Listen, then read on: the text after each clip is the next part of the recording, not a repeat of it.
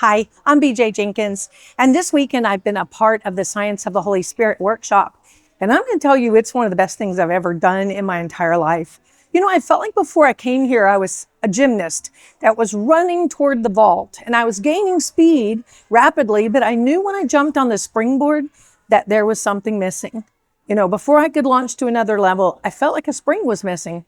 And I knew that coming this weekend, somewhere in my heart, that God was going to give me the answer that I needed. You know, I didn't matter whether you're in full-time ministry or you're just a Christian. I'm in full-time ministry, and I knew I was still missing something. And you know, I found out in this workshop that what I was missing was the power of tongues. You know, I've been baptized in the Holy Spirit since I was 15, but I never really spoke in tongues very much.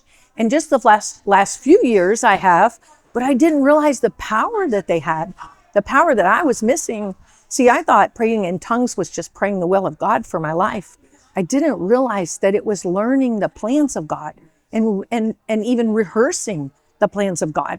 And I learned this week that my tongues could silence the enemy and all of his power. And I'm like, oh my goodness, I had this powerful weapon all this time and I wasn't even using it.